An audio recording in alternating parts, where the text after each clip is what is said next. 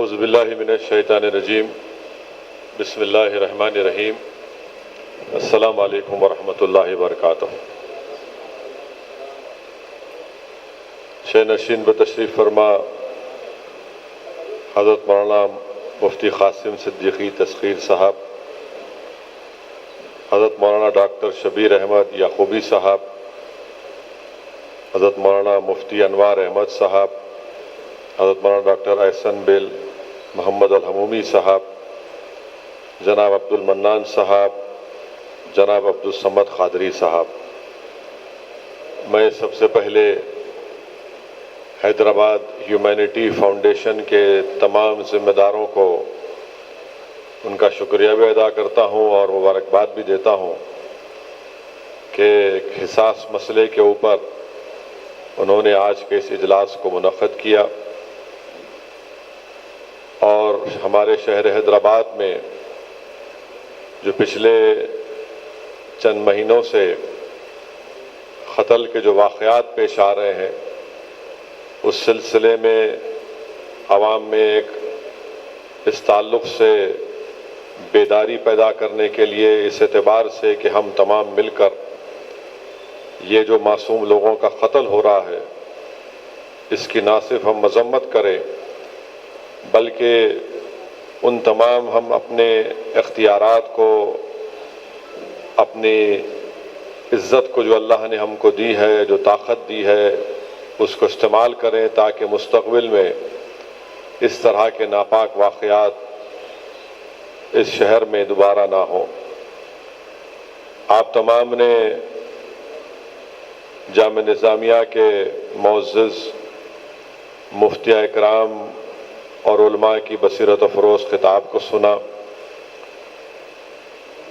میں صرف اتنا ہی آپ سے یہ کہنا چاہوں گا کہ اللہ سبحانہ و تعالیٰ قرآن کریم میں ارشاد فرماتے ہیں، جس آیات کا ترجمہ مفسرین اکرام نے کیا کہ اے ایمان والو، اسلام میں پوری طرح داخل ہو جاؤ،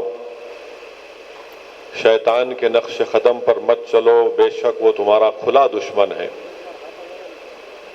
تو مفسرین اکرام نے اس قرآن کریم کی آیات کی تفسیر میں لکھا کہ ایک مسلمان اسلام کی تعلیمات کا ایک آئینہ ہوتا ہے، وہ جو کچھ بولتا ہے اللہ کی رضا کے لیے، اللہ کو خوش کرنے کے لیے بولتا ہے، وہ اگر چیز سے کسی کو منع کرتا ہے تو اللہ کی رضا کو حاصل کرنے کے لیے کہتا ہے، وہ کسی کو کچھ دیتا ہے یا محبت کرتا ہے تو اس کا مقصد صرف اللہ کی خوشنودی اور رضا کو حاصل کرنا ہے۔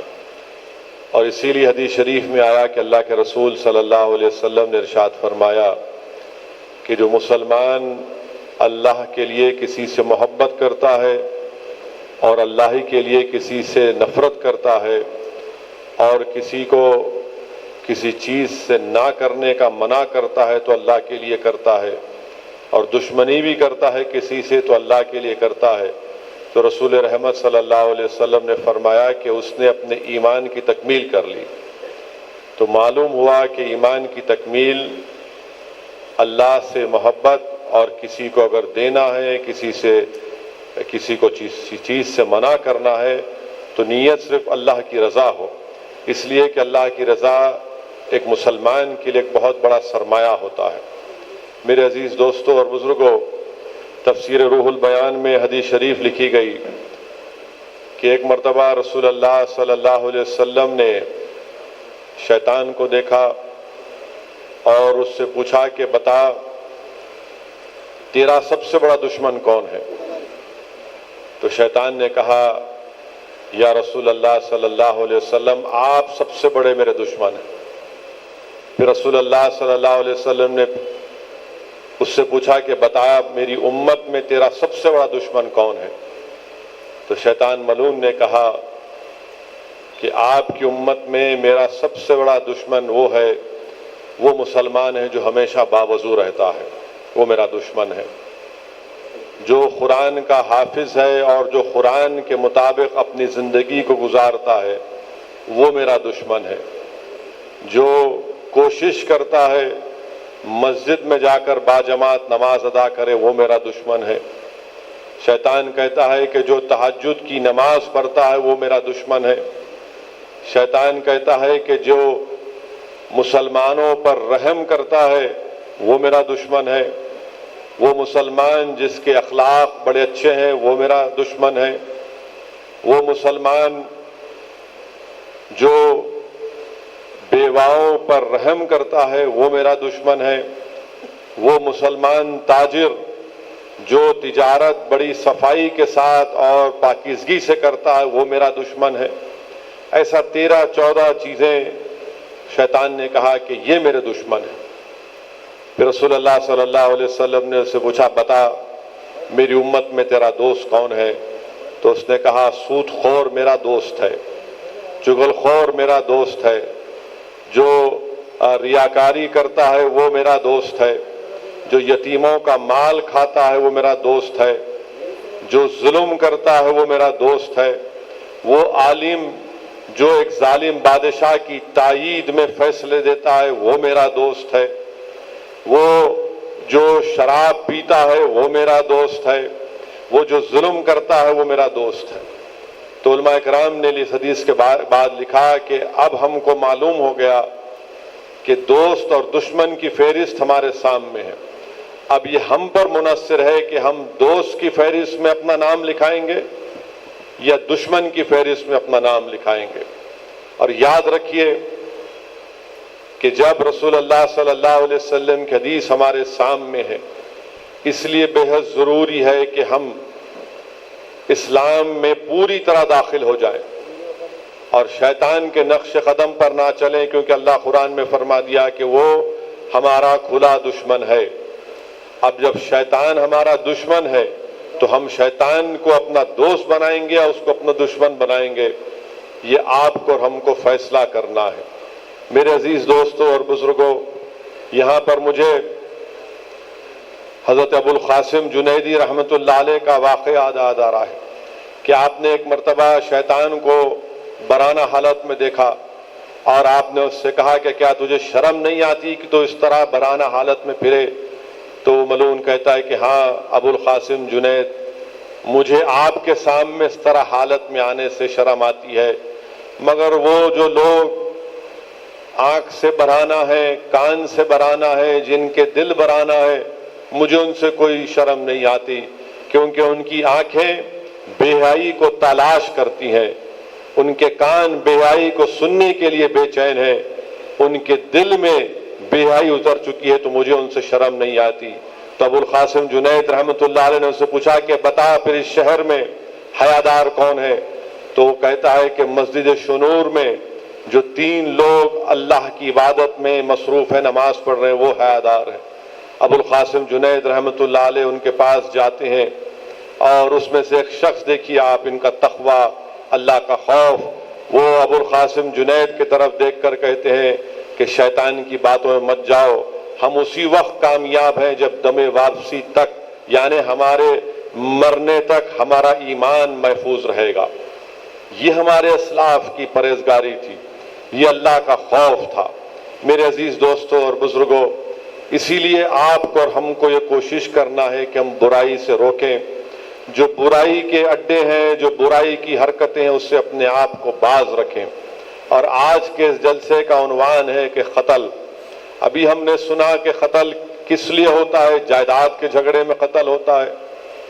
قتل اس لیے ہوتا ہے کہ کوئی شراب کے نشے میں دھت ہوتا ہے یا ڈرگز لے کر، یا پھر کوئی حشیش یا گانجا جو بھی ہوتا ہے لے کر اس نشے کی حالت میں وہ کسی کا قتل کر دیتا ہے، یا پھر جو عام قتل کی وجہ ہے کہ ایک شخص کسی ایک خاتون کے عشق میں مبتلا ہو جاتا ہے، زنا کرتا ہے، بلکہ عشق بھی کہنا غلط، زنا کرتا ہے، یا پھر وہ خاتون کسی اور غیر مرد سے زنا کرتی ہے تو قتل کا باعث بنتا ہے۔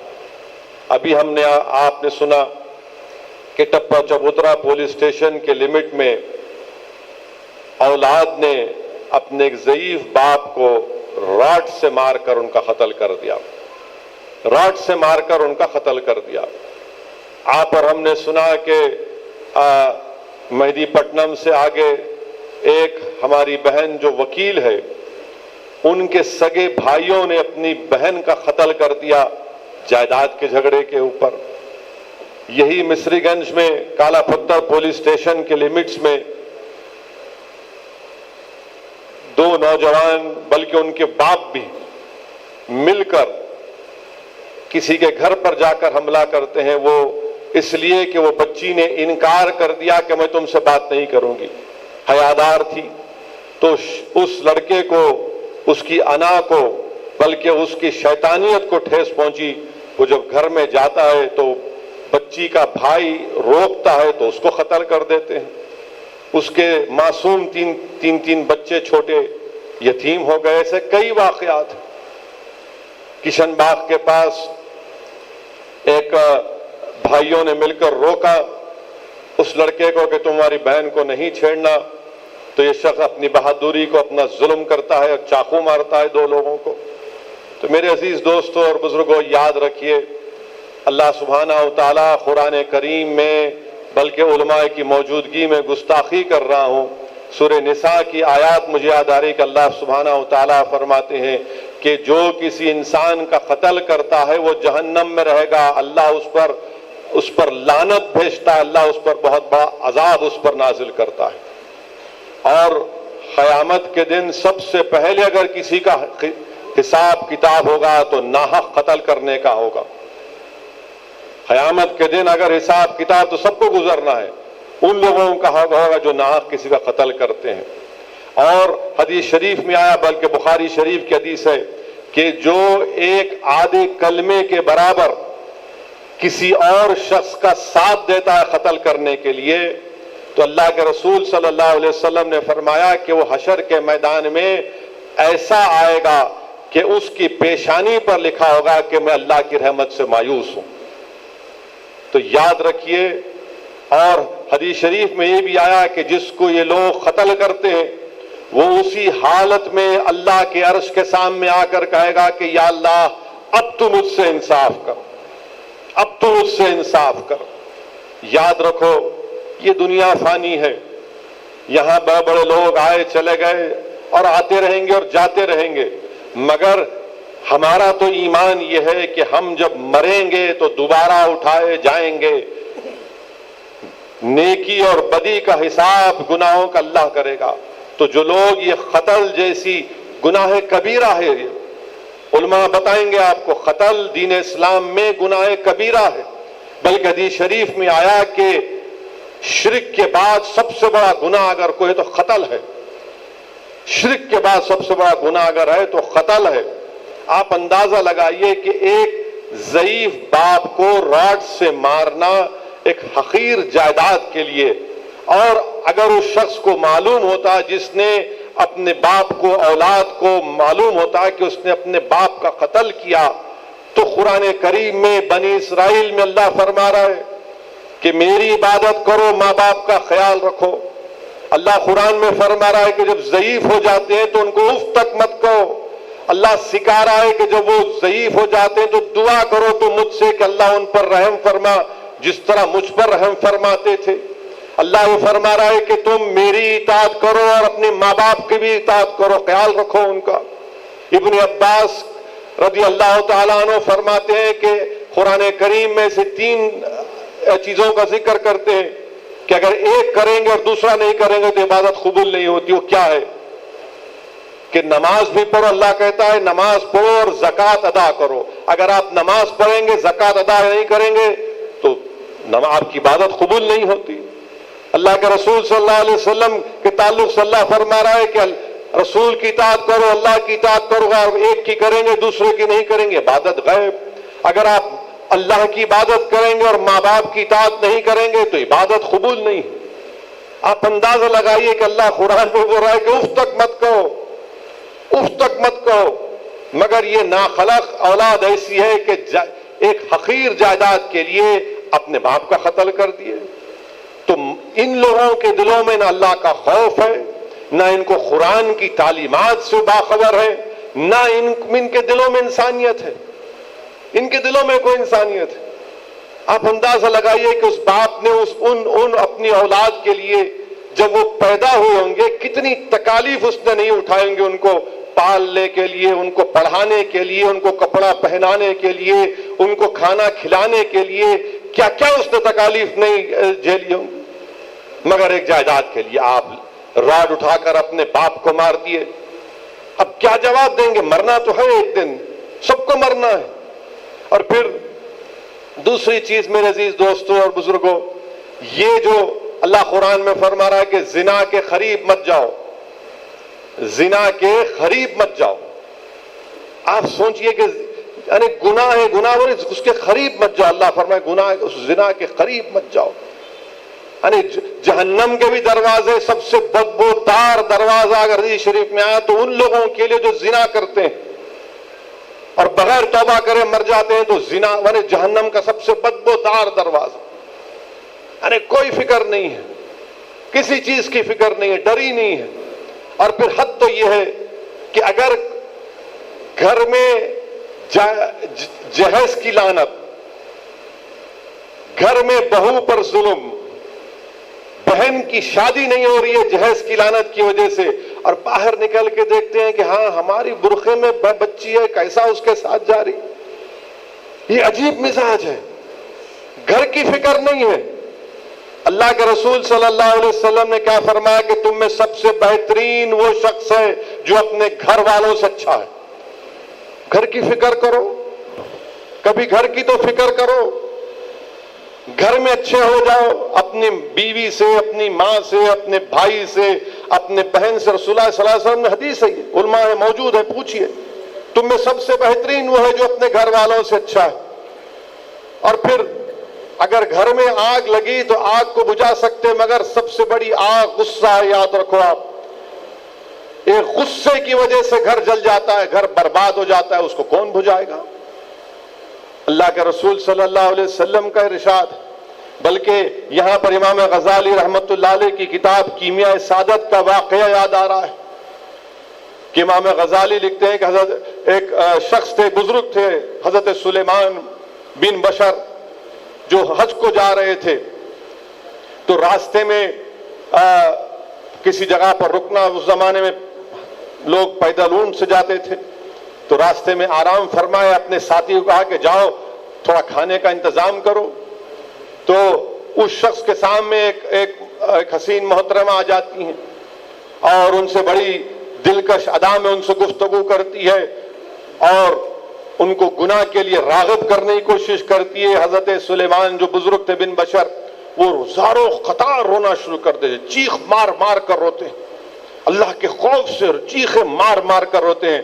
وہ محترمہ ان کو دیکھ کے کہتی ہے تو پاگل ہے، چلے جاتی۔ اور جب ان کے دوست واپس آتے دیکھتے کہ پورا ان کا جسم، ان کی آنکھ سے آنسو بہ رہے ہیں، بلکہ جو جسم میں کپڑا پہنا ہے کچا ہے ان کے آنسوؤں سے، تو ان سے پوچھتے ہیں ماجرا کیا ہے، تو کہتے ہیں کہ ایسا ہوا تھا، میں اللہ کے خوف سے رونا شروع کر دیا۔ تو شخص چیخ مار کر کہتا ہے کہ اللہ کا شکر ہے کہ میں اکیلا نہیں تھا، اگر میں رہتا یہاں پر تو میں شاید گناہ مجھ سے سرزد ہو جاتا۔ مکہ شریف جاتے ہیں، عمرہ کرتے ہیں۔ امام غزالی لکھتے ہیں کہ مکہ شریف میں عمرہ کرنے کے بعد کسی جگہ پر آرام فرماتے ہیں تو خواب میں آپ حضرت یوسف علیہ السلام کو دیکھتے ہیں، خواب میں آپ حضرت یوسف علیہ السلام کو دیکھتے ہیں۔ حضرت یوسف علیہ السلام ان سے کہتے ہیں کہ تم نے جو گناہ نہیں کیا، میں تم کو اس کی مبارکباد دینے کو آیا ہوں، میں تم کو اس کی مبارکباد دینے کے لیے آیا ہوں۔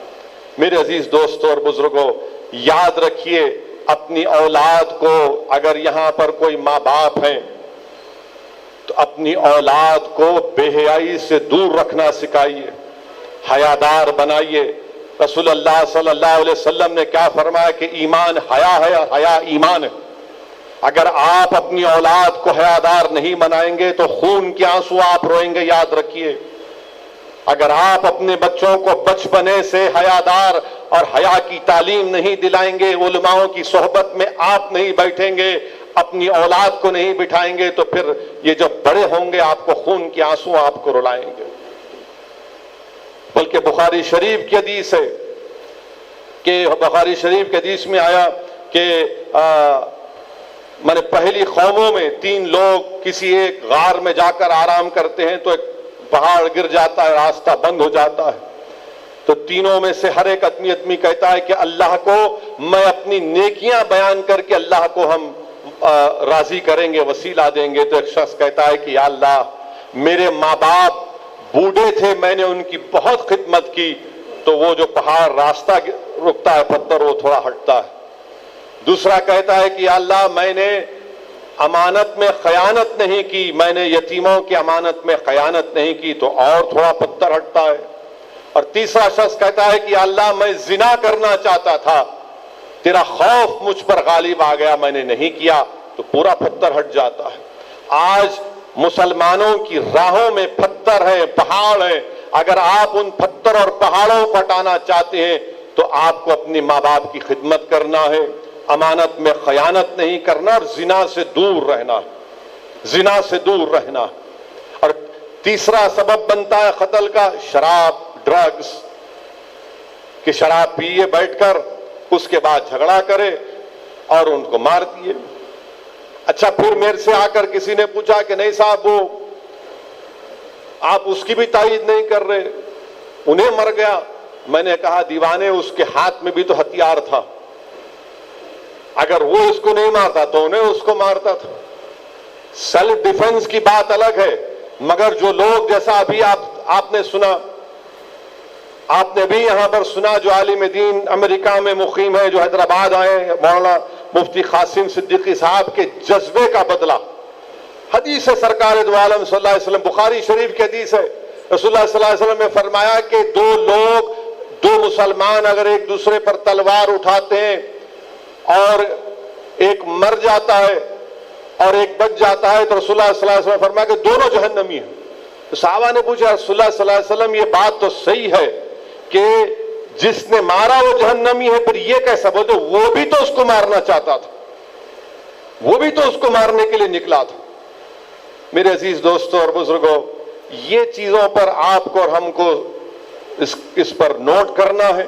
اور شراب کو تو مانے گناہوں کی جڑ ام الخبائث سرکار دو عالم صلی اللہ علیہ وسلم نے فرمایا۔ قرآن میں اللہ فرمایا کہ قرآن اور جوا تم کو اللہ کی عبادت سے دور کر دیتی ہے۔ حشر کے میدان میں جو شرابی توبہ کے بغیر مرا تو اس کی زبان باہر رہے گی، بدبو آئے گی اس کے پاس سے، لوگ بولیں گے شرابی تھا۔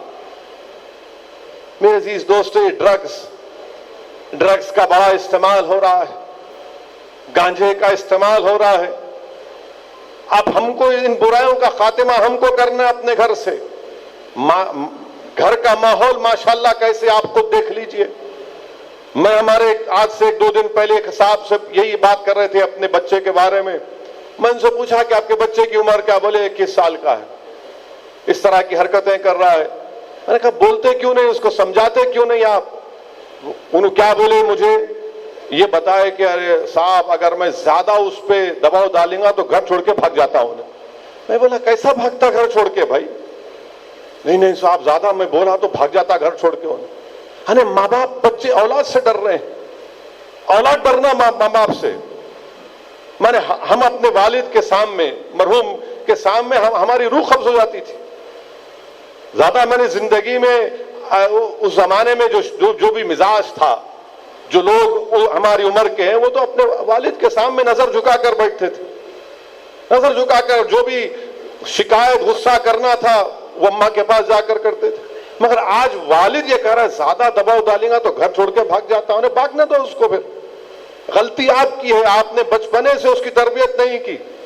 صحیح کہا آپ نے ابھی یہاں پر احسن الحمی صاحب نے کہ ایک زمانہ تھا کہ صبح بچے مسجد کو یا مول صاحب کے پاس جا کر ان کو اخلاقیات کی تعلیم دی جاتی تھی۔ ایک وقت تھا کہ گھر میں ماں باپ بیٹھ کر اپنی اولاد کو نیکی اور برائی کے بارے میں بتاتے تھے، بحث ہوتی تھی اس کے اوپر، قرآن کی تعلیمات کے اوپر باتیں ہوتی تھی، حدیث کے بارے میں بات ہوتی۔ اب کچھ نہیں ہے، اب ماحول گھر میں کیا ہے؟ باپ کے ہاتھ میں سیل فون ہے، انہوں فیس بک پر، اماں ٹی وی میں ہے، بچے ویڈیو گیم میں ہیں۔ حقیقت ہے یہ، ہر گھر کا ماحول یہ ہے۔ جب سے یہ وائی فائی آیا، انہوں ایک طرف یعنی کھانا کھاتے وقت بھی سیل فون۔ ہم سمجھ سکتے ہم سیاستدان ہیں، سیل فون سامنے رہتا، کوئی فون کرے اٹھانا ضروری، مگر ماحول ایسا ہے کہ بس لگے ہوئے ہیں سیل فون میں۔ نہ باپ کو فکر اولاد کی، نہ اماں کو فکر، نہ بیٹوں کو اپنی فکر، نہ تو گھر کا ماحول کیا ہوگا پھر؟ میں نے بجائے اپنے ماں باپ سے قریب رہنے کے وہ اپنے دوستوں کو اپنے ماں باپ کے برابر سمجھتا ہے، ان سے زیادہ محبت کرتا ہے. یہ حقیقت ہے آج کے معاشرے کی، اور اس کی ذمہ داری ہم پر عائد ہوتی ہے، اس کی ذمہ داری ہم پر عائد ہوتی ہے.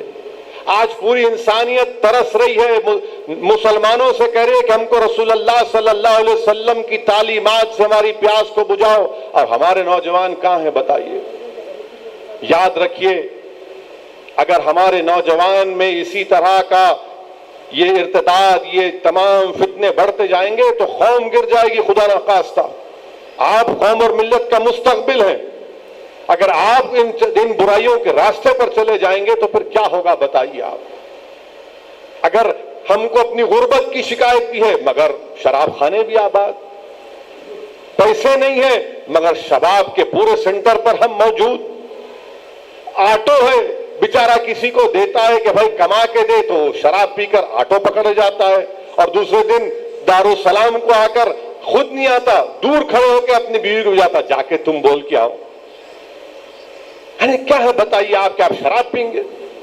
نام آپ کا کیا ہے؟ عبد الرحمان آپ کا نام ہے، اور آپ شراب آٹو چلا رہے ہیں، شراب پکڑا جا رہا ہے آپ کا. آپ ظلم کر رہے ہیں، اپنے گھر میں بہو آئی جہیز لے کے نہیں آئی، پیٹتے ہیں اس کو، پھر آپ کو شکایت ہے کہ بھائی میری بچی کی شادی بھی نہیں ہو رہی. یاد رکھیے، یہ برائیوں کا خاتمہ، یہ گناہوں کا خاتمہ، یہ معاشرے سے یہ قتل و غارت گری کو اگر ہم کو اور آپ کو مل کر ختم کرنا ہے تو اس کا ایک ہی طریقہ ہے کہ دین سیکھیے، اسلام کو سمجھیے. اسلام صرف یہی نہیں ہے کہ جمعے کے دن چلے گئے ذرا عطر لگا کے، یہ نہیں ہے. دین سمجھیے، علماء کے صحبت میں بیٹھیے، علماء کے صحبت میں بیٹھیے، اپنے ماں باپ کی عزت کریے، اپنی ماں کی قدر کریے، اپنی بیوی کی عزت کریے، اپنی بیوی سے محبت سے پیش آئیے. کیوں مارتے بھائی بیوی کو اپنے آپ؟ کس نے اختیار دیا مارنے کو آپ کو؟ علماء ہے، پوچھیے آپ. میں بھی رک جاتا ہوں. آپ یہ علماء آپ کو بولیں گے کیا بیوی کا کام کھانا پکانا ہے؟ نہ بولیے آپ کیا بیوی کا کام کھانا پکانا ہے شریعت میں؟ پوچھو آپ ان سے. نہیں تم نہیں پکاؤ، ہم سنتے ہیں. آپ پوچھو میں جانے کے بعد، لو فتوا لو آپ جا کے جامع نظامیہ سے فتوا لو کہ بیوی کا کام کھانا پکانا، پکانے کا ہے تو پکانے والی کو رکھ لینا میاں. رسول اللہ صلی اللہ علیہ وسلم خود اپنا کپڑا سیتے تھے، خود اپنا کام کرتے تھے. رسول اللہ صلی اللہ علیہ وسلم اشرف الانبیاء رحمت اللہ عالمین. اب انہوں کئی جھگڑے، کھانا اچھا نہیں پکا. ارے تیرا کام اس کا کام نہیں ہے بابا، تم پکاؤ، یار پکانے والی کو رکھو، یا جو پکائے الحمدللہ. نہیں میری اماں کی خدمت نہیں کری. ارے انہیں تمہاری بیوی ہے، نوکرانی ہے، اس پہ مارتے اس کو. پورا ماحول برباد اور پوری شرمندگی ہم کو ہوتی ہے. اور پھر یہ میڈیا کو مل جاتا ہے انہوں ایسا کرے، جبکہ برائی سب میں ہے. یہ صرف مسلمانوں کے تک نہیں ہے، بلکہ ہم نے دیکھا پرانے شہر میں ایک شخص نے اپنے 2 سال کے بیٹے کا گلا کاٹ دیا، 2 سال کے بیٹے کا گلا کاٹ دیا. تو شراب، یہ تمام چیزوں کے ڈرگز سے اپنے آپ کو بچائیے، اپنے اولاد کو بچائیے، اور دین کو سمجھیے، اور ہمیشہ اس بات کا خوف اپنے دل میں پیدا کریے کہ اللہ دیکھ رہا ہے، ایک دن اس کا حساب کتاب دینا ہے. آج اگر کوئی طاقتور ہے تو کوئی یہ نہیں سمجھ سکتا کہ میں سب سے بڑا طاقتور تو اللہ ہے، سب کو حساب دینا ہے. آپ قتل کرتے جائیں گے، باپ ضعیف ہے راڈ لے کے مار دیے، بہن ہے جائیداد میں حصہ نہیں، بہن کو مار دیے. میں اس سے بات کرتا تھا، وہ میرے سے نہیں بات کر رہی، میں جا کے اس کے بھائیوں کو چاقو سے مارتا ہوں. قانون آپ اپنے ہاتھ میں نہیں لے سکتے. یاد رکھیے، علماء ہے، پوچھ لیجیے آپ قانون کو اپنے ہاتھ میں لے نہیں سکتے. آپ قانون کے ہاتھ، آپ کون ہوتے؟ قانون پولیس ہے، عدالت ہے، ورنہ تو انارکی ہو جائیں گی پوری ہر جگہ پر. اگر آپ خود بولیں گے میرا اختیار ہے، میں جو چاہے نہیں کر سکتے، آپ جو چاہے آپ کا اختیار نہیں ہے. قانون اگر ہے تو قانون کا امپلیمنٹیشن ہوگا.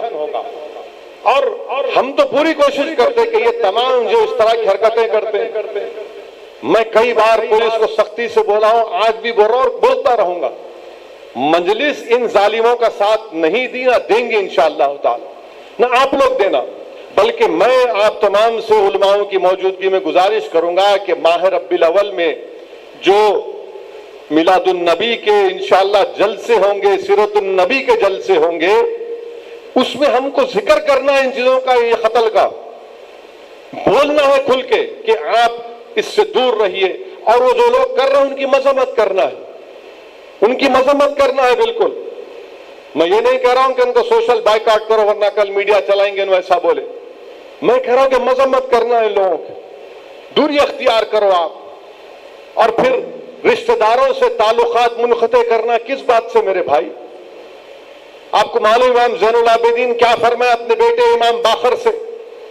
فرمایا کہ تم ان لوگوں کے ساتھ مت بیٹھو جو رشتہ داریوں کو توڑتے ہیں، کیونکہ امام زین العابدین نے فرمایا کہ قرآن میں اللہ 3 مرتبہ ان کو ملعون کہا جو رشتہ داروں کو، جو رشتوں کو توڑتے ہیں، جو رشتوں کو توڑتے ہیں۔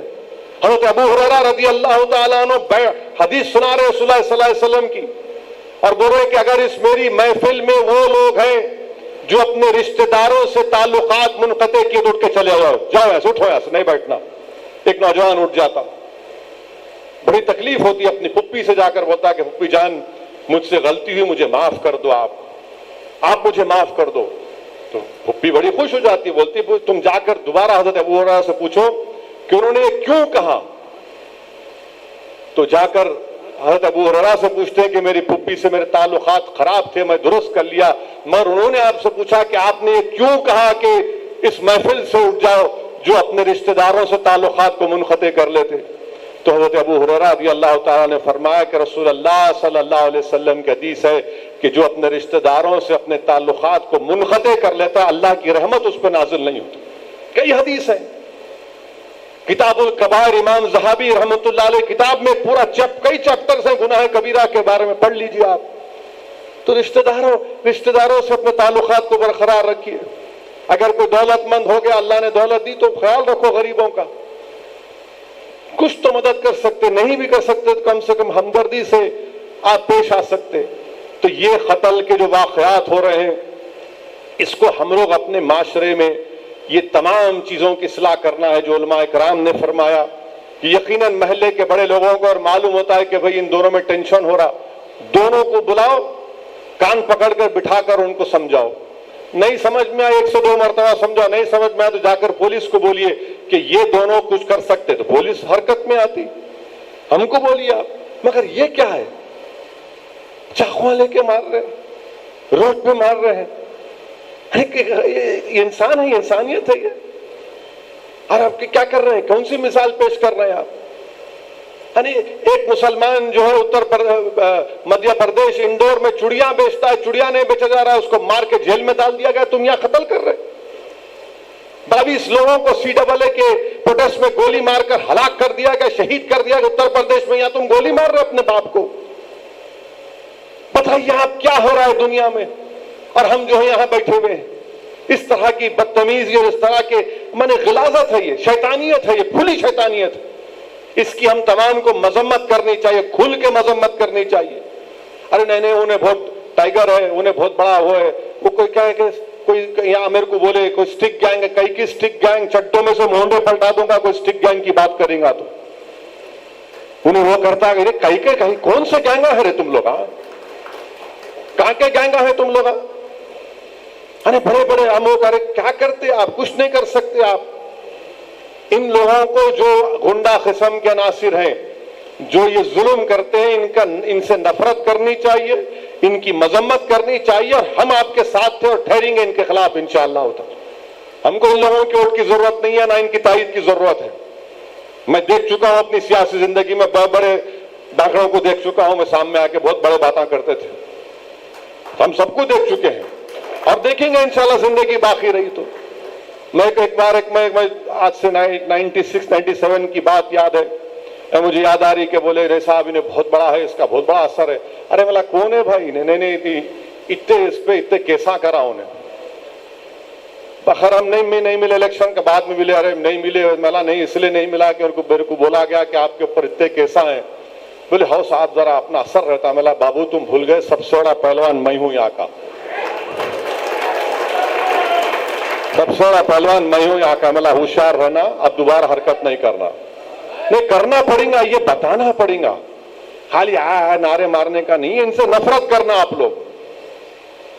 اگر میں آپ کو بولوں گا بیت الخلاء میں جا کے ایک گھنٹہ بیٹھو تو آپ بولیں گے کیوں بیٹھوں, میں بدبو برداشت کروں. یہ بدبودار ہے, یہ ظلم بدبو ہے. یہ قتل کرنے والے, یہ جوا کھیلنے والے, ڈرگز کرنے والے, شراب پینے والے, ماں باپ کو مارنے والے بدبودار غلیظ انسان ہیں یہ لوگ. اللہ ان کو ہدایت دے, ہم کو بھی اللہ محفوظ رکھے. میرے والد کا انتقال ہو کر 13 سال ہو گئے, مگر اللہ بہتر جانتا ہے کہ کوئی دن نہیں جانتا کہ جب میں اپنے والد کو یاد نہیں کرتا ہوں. اور جن کے والد زندہ ہیں آپ ان کو مار رہے ہیں. بتائیے آپ کیا جواب دیں گے حشر کے میدان میں, جب وہ ضعیف باپ اس خون آلودہ جسم کے سامنے اللہ کے عرش کے سامنے کھڑے ہو کر بولیں گا اللہ انصاف کر دو. انصاف ہوگا, ضرور انصاف ہوگا. اللہ انصاف کرنے والا ہے, اللہ ہی انصاف کرنے والا ہے.